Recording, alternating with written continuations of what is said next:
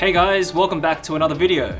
In this one, we're going to be unboxing and reviewing, as well as comparing the Yongnuo YN200 Speedlite kit.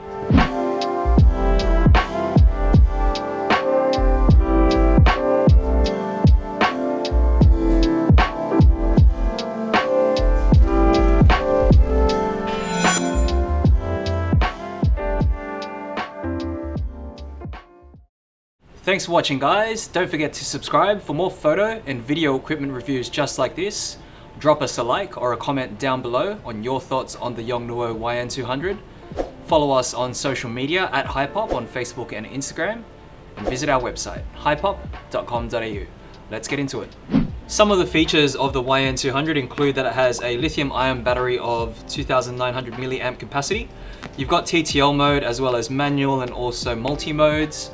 You have 2.4 gigahertz wireless transmission for the wireless trigger system.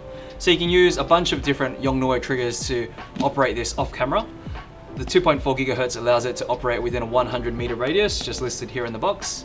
It also has a guide number of 60, that's usually at ISO 100, and high-speed sync up to 1/8,000th of a second. And you've also got an audible sound beep, as well as slave mode. And the battery allows you to operate the flash up to 500 full power flashes. Lastly, you've got the firmware upgradable feature as well as a 2-second recycle time at full output. So let's jump into the box and see what's included. Okay, first thing we see is the user manual for the Yongnuo YN200. So this one here will have all of the settings as well as how to operate the flash. Got a bit of foam. And this large round item here is actually the reflector. So they include a reflector in the box, which is nice. The box is a little bit larger, so having a reflector is a bonus. And you can see here that has a little bit of a cover as well as some diffusion filters there. So that allows you to soften the light even further. There's a similar product that Godox have, which is called, I believe, the Godox AD200, and that's really similar to that. And that mounting point there looks really similar to the Godox mount. So we'll have a look to see if that's compatible with Godox's range as well. Besides that, we've got the flash itself.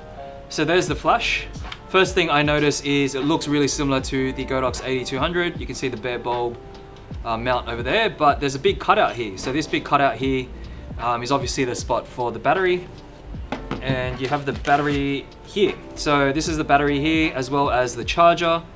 So the charger operates by USB-C, as well as has a few indicators here on the side when it shows you the battery capacity. So if it's at 25, 50, 75, or 100%.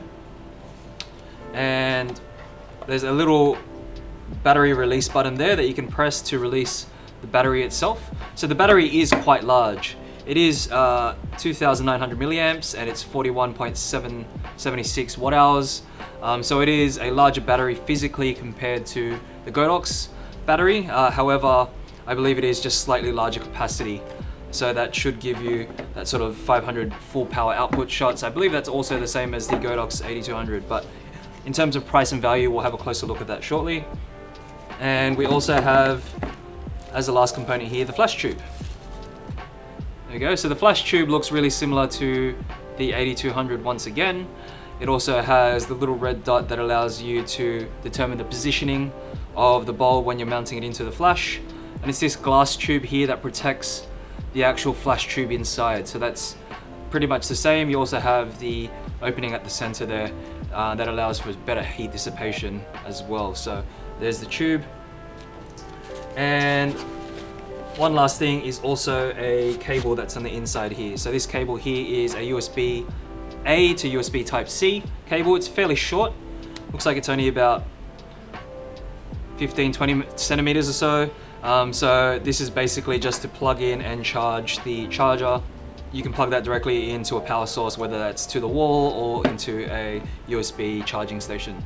So taking a closer look at what's included in the package for the Yongnuo YN200, this is all that you can see here. So basically there's a couple of items that we can take note that is actually missing as compared to the Godox AD200.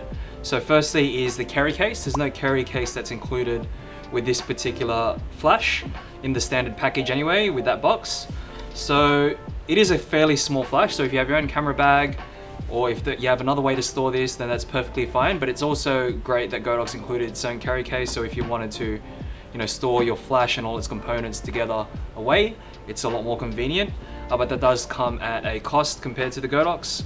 Also is a tilt bracket or some way to mount this to a light stand and have a sort of tilt function for it. So there are mounting points here. You have 1/4" threads, one there and just one on the side here, that you can actually use to mount to a light stand, but there is no sort of tilt bracket that is available and in the package when purchasing this particular flash. So you need a stand that has a 1/4" thread on the top.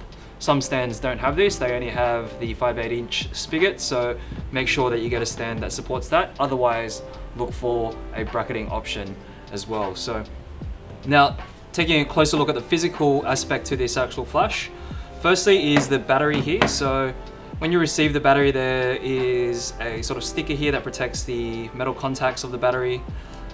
You just need to remove that, place that to the side, and we can mount that directly onto the flash, and it just clicks into place like that. So that does add a little bit of weight to the flash as well. And when mounting the flash tube onto the flash, you have this red dot here. And one thing that we noticed here is that there's actually no corresponding red dot on the inside here of the flash. You're gonna have to determine based on the metal prongs here for the mount of the flash tube.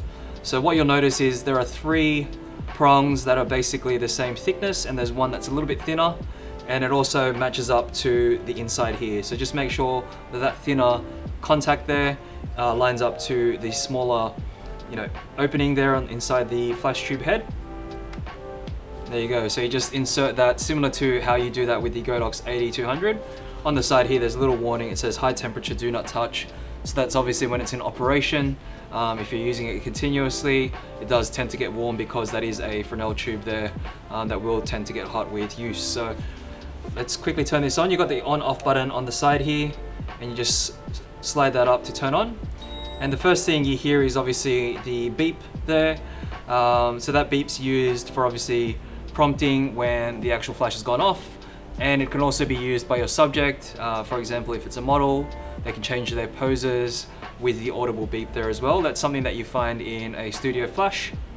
So when that goes off there, it also has a test button, so that's highlighted there in red when that's ready to fire. Right now it's in 1/16 strength, so you can see it's recycling relatively quickly.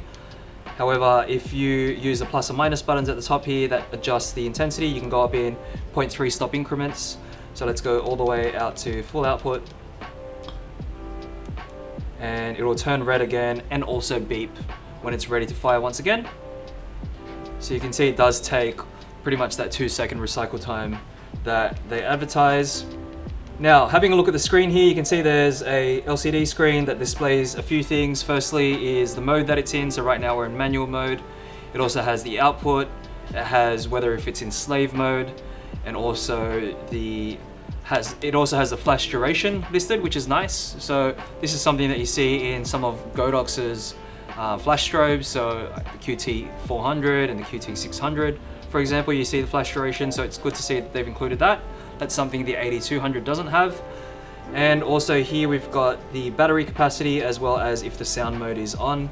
It's all displayed here on the LCD display, and also right here on the left side you've got the mode button. So the mode button allows you to cycle through all the different modes for the flash. So firstly, you've got TTL mode, you've got manual mode, a slave 1, or you can go into slave 2, or you can also go into 560 wireless mode. So that's when you're using it with the wireless trigger. So the compatible trigger for this one is going to be the YN560 TX Pro, and it is compatible with some of the Yongnuo's other flash triggers, including the YN560 TX range, not necessarily the Pro range, but just the standard TX for Canon and Nikon, as well as some other triggers which we'll explore shortly. And you've also got the group and channel button here. So the group and channel button will only function really on the 560 TX mode, the wireless mode, where you can press down on group, and you can see it cycles through the different groups from A to F. And then also you can cycle through all the different channels. So when you press down on the channel there, you can press the plus or minus to change the channel. So you obviously have to match this up to your trigger to make sure that you have the wireless triggering capabilities. And holding down on this also shows ID. So holding down on the channel ID button, you can see it has two modes there. It shows the ID. So this is going to be similar to the Godox triggering system where you can select the ID. So because this operates on 2.4 gigahertz transmission, there's a lot of interference in this sort of wavelength or range. And what this does is allow you to set a certain ID for this particular flash, and you need to match it on your trigger to make sure that you're not getting any interference with this, especially if you're using multiple flashes or if there are other 2.4 gigahertz devices around. So you can hold down on the ID button and then basically just hold it down and just cycle through all the different IDs there. So the set button is pretty much an enter button. However, you can hold down on this to show the different functions. So firstly is function 1, and function 1 you can cycle through. When you press down on set, it goes on or off. So according to the manual, function 1 operates as the beeper. So that's the beeping sound that you get every time the flash goes off. And then you got, so we'll leave that on. And then you got function 2. And function 2 is the auto standby time, and that's the standby time for when the flash itself turns off. You can set that, right now it's on 60. When you press down, you can cycle through a 30, 60, or completely off. You got 90, 60, 30, and off. So we'll just set that to 30 perhaps. And lastly is function 3. So function 3 is if you want to show the flash duration or not. You can turn this on or off. It's always a handy feature to have, so usually we'd leave that on. When you press down, you can turn that to off as well. Lastly is the reset function. So you can actually hold down on the group and channel ID button. You can see there it has a function. If you press these two, it says RST, which is reset. You hold down on that, it just says clear. It says CLA, and that means you've cleared all the settings. It defaults it back to factory default. So that's basically how to operate the flash there. Now in terms of the mounting, as mentioned, you've only got 2 mounting points on the entire flash. Firstly is on the bottom here, and also one on the side. The ideal one would probably be the bottom here because it's at the center of the flash itself and it allows you to evenly distribute the weight of the flash. Now the problem with using this particular mounting point on the stand directly without a bracket means that if this is actually heavily weighted on the front, so if you're using this with a bracket and you add a modifier such as a softbox or something and you mount it to a Bowen's S-type bracket, if it weighs down, what tends to happen is, and what we have seen in the past, is actually the mounting point being an actual fail point on the flash where it would snap, which is not really great design. So what you'd ideally want is an actual bracket where you can mount this onto to prevent that from happening. So that's that mounted on the flash there. We're using a small mini stand here. Now to mount the actual reflector, it's actually really similar to the Godox reflector. So I'd assume that all of the other Godox accessories for the 8200 would also be able to match. And what you have are sort of 2 hook style mounting mechanisms here. This is really similar to like an Elenchron mount, but sort of like a mini version of it. It's proprietary to Godox and now Yongnuo, so you won't be able to sort of find these mounts anywhere else but apart from these 2 brands. And what you need to do is just make sure you line up the mounting points to, if you have a look at the front of the head here, there's 2 little locking points at the bottom and the top. You just need to make sure you line that up and then you basically twist to lock. So let's take a closer look at a comparison between the Godox AD200 as well as the YN200 here. So as mentioned, you can see the Godox does come with its own carry case. The carry case houses all its accessories inside. So that includes the flash itself and the Godox Fresnel head. So there is a Fresnel head that's included. So that's the Fresnel head there. And that's the one that's standard mounted onto the 8200. And you also have the bare bulb head similar to the YN200 here. So that's one major difference as well compared to the 8200 versus the YN200. You're lacking the ability to interchange your heads. So you have the Fresnel head the bare bulb head, and there are other heads available also for the AD200, including the H200R, which is the round head, and also the LED head, which is the ADL. So you don't have that capability here with the Yongnuo YN200. And also, as mentioned, you also have the tilting bracket, which we've got mounted on the stand here, which is not included in the Yongnuo package as standard. Now, in terms of the physical similarities, you can see that they're pretty much almost identical in terms of size, pretty much in weight as well, and basically everything else. So what you'll notice is there is a small locking knob here on the side. So this locking knob here is for the interchangeable heads, which the Yongnuo YN200 doesn't have. So you'd use that obviously to change the heads over for the flash here for the for the Godox AD200. So that's a feature that the Yongnuo is lacking. But apart from that, in terms of everything else, even as far as the operating button is on the side here, and you've also got the sync ports here. So the Yongnuo YN200 has a sync port. This here is the USB-C cable plug-in for firmware updates, as well as a 3.5mm jack here for a sync port if you're using, after-party triggers or ones that aren't compatible with this particular model, or you're using a sync cable direct to your camera as well. So it has that capability. Now on the top here, it has the IR sensor. So that's the IR sensor. You'll see that on the AD200 also, there's an IR sensor. So that there is for the optical triggering. And on the back, you obviously have all the controls as well. So it almost looks like it's an identical model. You have the mounting points at the bottom. On the sides here on the AD200, you can see there's a mounting point up here closer to the head, but there's also one sort of towards the bottom half here of the flash, which is almost at the same position as the back one here. So that allows you to distribute the weight a little bit more evenly. And on the other side there, you can see the battery lock release as well as the head lock release there too. And you have the sync ports here, which is USB-A, and you've also got the 3.5mm sync port on the Godox AD200. So now in terms of the batteries, they're actually identical in terms of the capacity. It's 2900 milliamps and 41.76 watt hours. So they're actually the same despite the differences in size. So taking a closer look at that, you can see the differences in size there. The Yongnuo YN200 is more of a squarish shape and more flat, and the AD200 is more of a rectangular shape there. And overall, it does make a difference in terms of the battery, the body and the placement. But apart from that, they're pretty much the same. They also offer 500 full power output flashes. So a bare bulb mount's actually more ideal for output. It provides the maximum output for your flash as compared to a Fresnel head, because the actual flash tube itself is external to the entire unit, and it provides more of a sort of evenly diffused light because it is external, and you can add modifiers just like the one that's included. So I've got the reflector that's included with the YN200 here, and you can actually see that it mounts directly to the Yongnuo as well. It's pretty much the same as the Godox AD200, which is the same reflector model for the Godox. So that means you'll be able to interchange a lot of the Godox accessories with the Yongnuo 200. So if you have some of those already, or if you don't and you can just purchase them individually, you'll know that they'll be compatible with the YN200. Let's take a look at some of those other accessories that you can mount onto the YN200 as well. So I've got both of the flashes mounted here on some stands.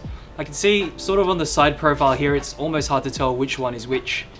On the left side here is the Godox AD200, and you've got the YN200 over here. Now, in terms of mounting accessories, I've got some of the Godox accessories here. Firstly, this one here is the AD-S17, which is the diffuser dome. You can see the mount is almost the same, or pretty much identical to the reflector mount here that's included with the YN200 that I've now mounted onto the Godox AD200.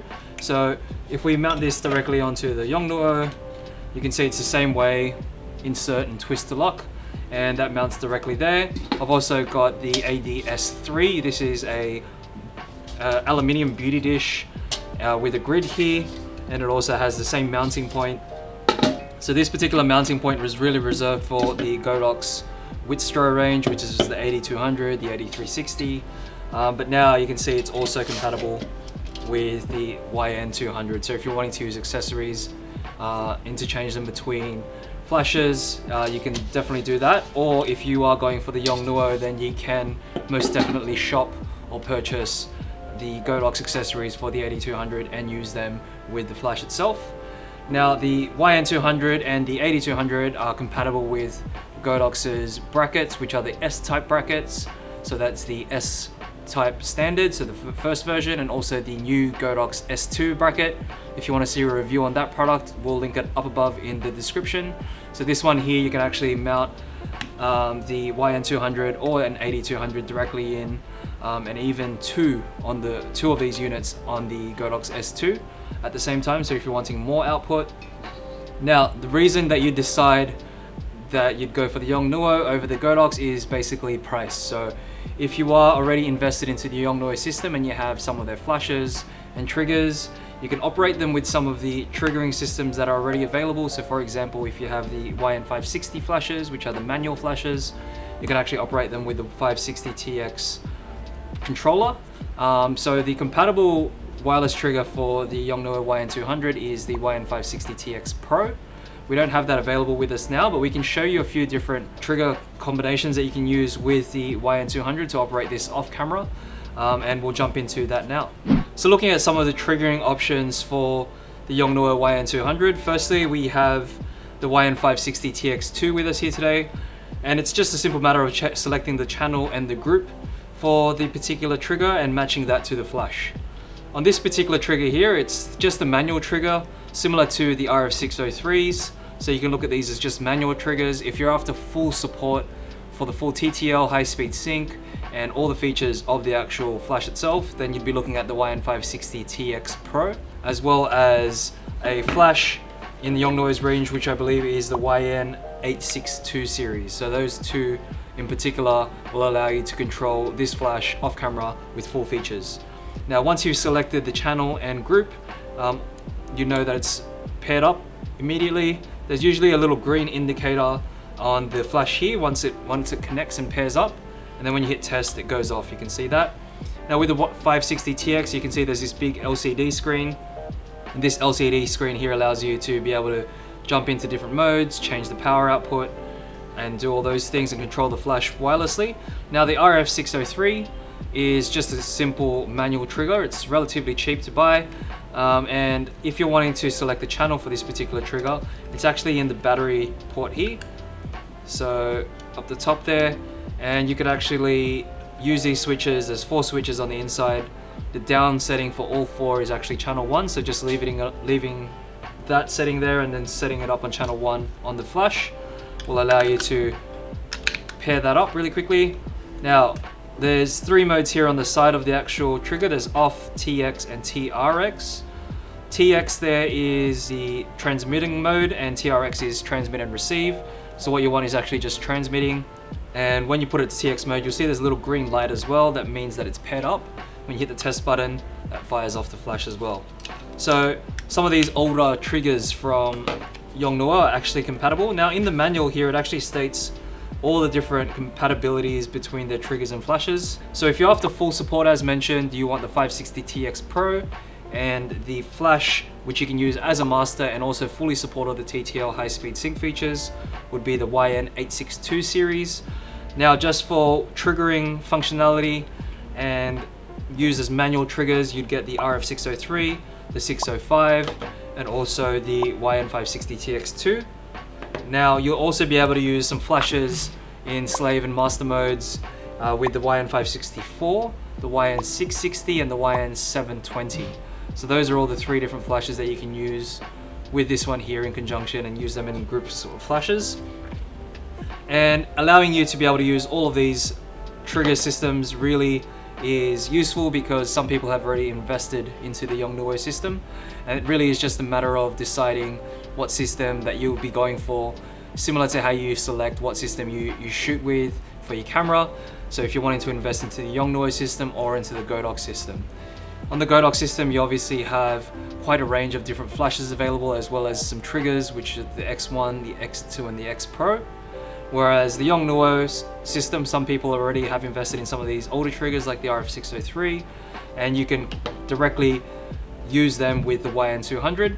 And overall, the flash itself is a lot more affordable. So if you're just looking for a flash that has a little bit more output than a Speedlite, these are rated at 200 watts, so about 2 to 3 times that of a standard Speedlite, similar to the AD200.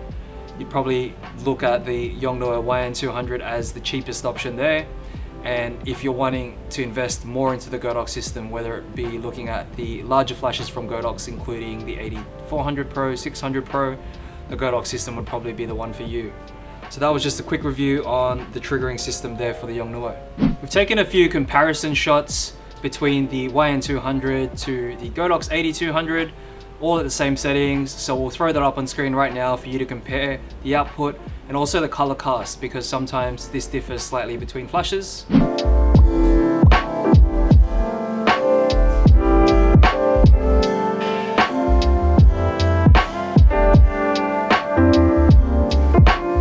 So that was just a quick unboxing and review of the Yongnuo YN200 Speedlite kit. For more videos just like this, don't forget to subscribe, comment down below your thoughts on the YN200, and give this video a thumbs up if it's helped you in any way. Follow us on social media at Hypop, and visit our website, hypop.com.au. Thanks for watching.